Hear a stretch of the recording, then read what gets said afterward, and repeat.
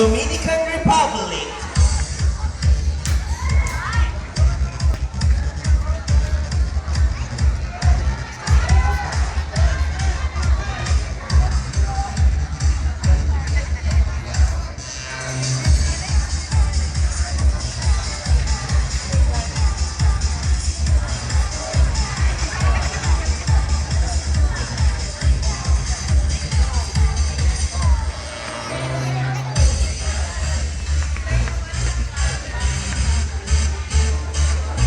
Candidate number 2.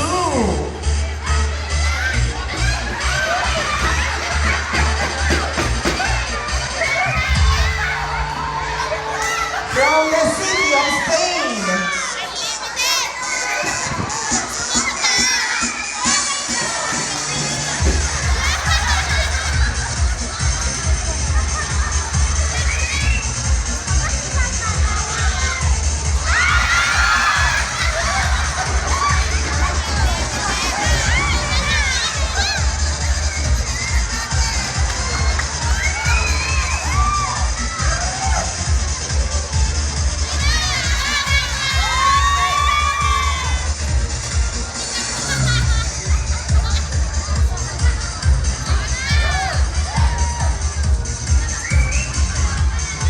Coming up next is candidate number 3.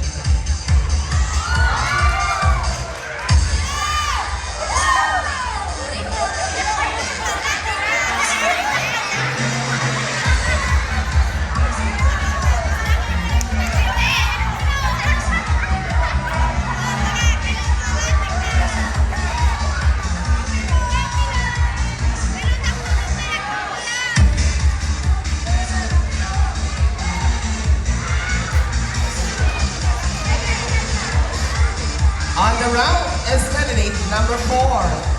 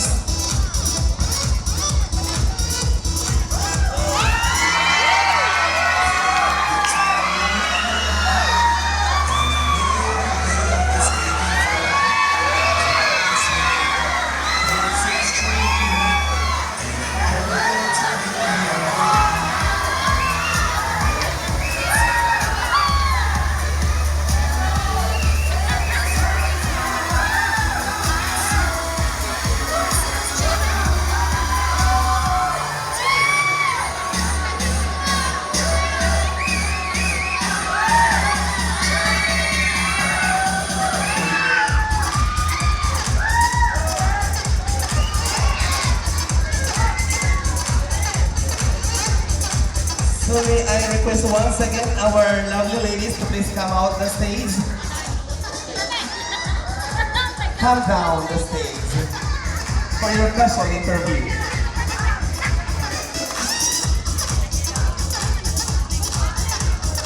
Sa babae ha. Kasi sa baba. Kasi pagka umakyat dyan, siguradong babagsak. Kaya please, sa baba na lang para hindi tayo babagsak. Can we have another mic, please?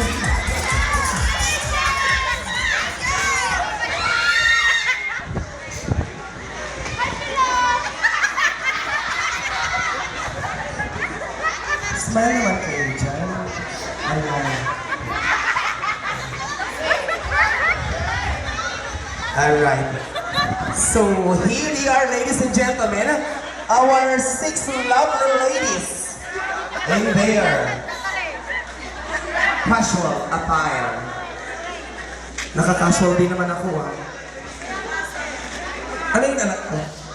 Akala ko, kakalapitin mo ako. Ito ang mic.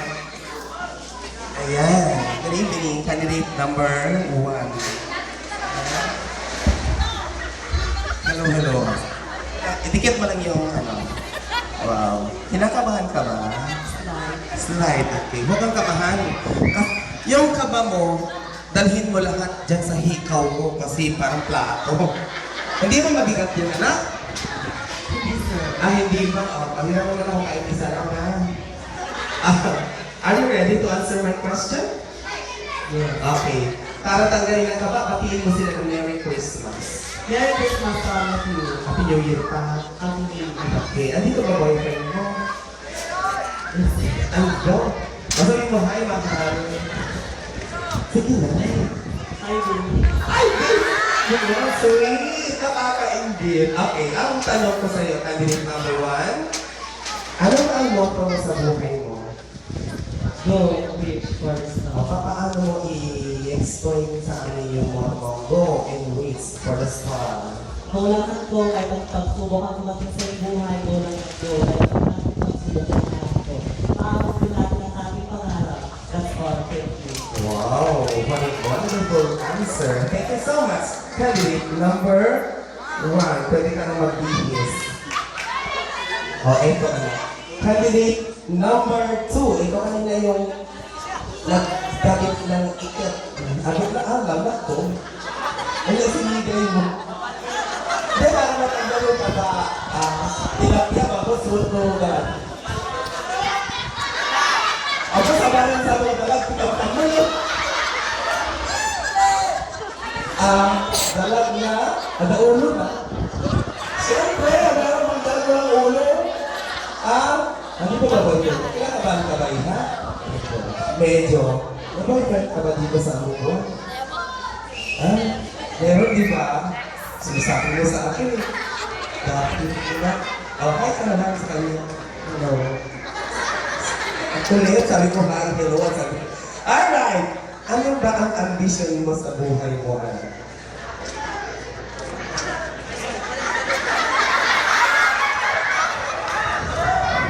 Gusto ko sa akin. Sa aking buhay. Ay makatulong sa kapwa-tao. Alright, so yun po ang kanyang ambisyon. Nakakatulong na siya, di ba? Nagugupit siya, nagre-refund. Ay, no, hello. Ito lang na. Wow. Kumusta? Kumusta ang Pasko? Ang tahan mo naman ka ng Pasko. Pasko. Masip ako. Ano? Kung pag lagi kang ito pa napapansin nyo, pag sumasali siya laging, siguro mayaman to. Kasi silver ang ngipin nila. Meron ka ano? Okay, pwede yung isang nila anak sa Emilia. Alright, are you ready to go? Alright, kumati ka muna. Kumati ka muna sa audience natin. Merry Christmas advance happy new year po sa inyo lahat. Same to you. Okay. Eto ang tanong. Kung sakali ikaw ang mananalo ngayong gabi, sino ang unang-una mong pasasalamatan? Ang una ko pong pasasalamatan ay si Panginoon dahil po siya po ang nagbigay sa akin ng lakas na loob na sumali sa pageant na to. Yun lamang po. Nilagyan ka pa ng babaw, so nagliparan ng mga babaw. Salamat, candidate number 3. Candidate number 4, naka-P. May GS ba? My God, GS Pro. Ganda ng grade ko, ha? Saan yan? Nakalitan. Ha? Hindi, mahal yan. Okay. Nandito, nakita ko kanina yung boyfriend mo. Ba't di mo naman siya? Hello, ano? Sabi nung number 1, hello babes, ikaw, anong tawagan nyo? Hello. Sir Clement, hindi ka ba na-engage? Alright, sabi hello, mahal. Buti pa sila, successful ang love life, no? Okay, are you ready to answer? Yes, sir. Kinakabahan? Konti lang. So, anong rason mo? Bakit ka sumali sa pageant na to? Sumali po ako sa pageant na ito para po may makita ang aking talino, kagandahan at talento. Na itong talino na ito ay hindi makukuha kahit sino man. Dahil ang talino ito ay dadalhin po hanggang kamatayan. That's all. Thank you. Eh, kala ko nobela. Okay, thank you very much, candidate number 4. Oh, ito na, candidate number 5. Kanina ang buhok niya gold, ngayon naging black. Hello, mga kamay. Okay. May boyfriend ka? Single. Oh, boy! Single daw siya. Remember, single, mamaya maging double. Buntis ka ba? Ako buntis. Alright! Bumati ka muna iha bago mo tanongin yung aking, at sagutin yung aking tanong. Good evening, ladies and gentlemen. Good evening, Uber. Merry Christmas and a bountiful New Year to one and all. Yan, thank you. Palapakan naman natin sa candidate natin. Adopted daughter po siya ng amubuan. Alright. Ikaw, lahat naman tayo may wish, di ba? May wish ka ba? May tas ko? Of course. O, ano naman yung wish mo at para kanino to? My wish is just want to be grateful and granted Teacher Sunday. That's all. Okay, thank you very much, candidate number 5. You're welcome, sir. Alright, ang dami mong gold. Pwede tayo sa nila. Oo, ito naman, puro gold ang income. Hindi na mabigat yun, ha? Not so much. Okay, wow, yung misera. How are you? How do you do? Pardon? How do you do? I'm good. Okay, so would you mind to greet your audience? So well, sir. I would like to greet each and every one of you who are gathered here tonight to witness this event. A good evening. Alright, thank you. How about a round of applause for our candidate number 6? Galing po siya ng England. O sabi ni Sir Clement, ikaw daw yung kawayan, ako yung bako, magiging ano niya. Sir, ano anak ni John? Okay, number 1 daw siya, number 0 ako 10 ang number natin. Alright, your question. English na lang ha? Okay. So what is the advantage and disadvantage of having a very, very good height? Well, the advantage, Sandali lang. Anong height mo? I don't know, sir. Oh my God. You have, let us just say, a towering height. So what is the advantage and disadvantage of having the towering height?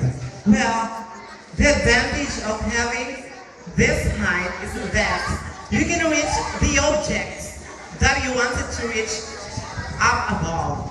But I think the disadvantage, of course, is that hindi mo maisisisik ang sarili mo. That would be all. Thank you. Akala ko ba taga-England ka? Thank you so much, candidate number 6. Yung number mo, anak ko nahulog na. Ayun o. Thank you so much. So how about a round of applause for our 6 love candidates, ladies and gentlemen? So yan po, nakita natin kung gaano sila ka-smart sumagot sa mga tanong. Although cry po sila, carry lang para maging live ang audience natin. Sir Clement Laitera,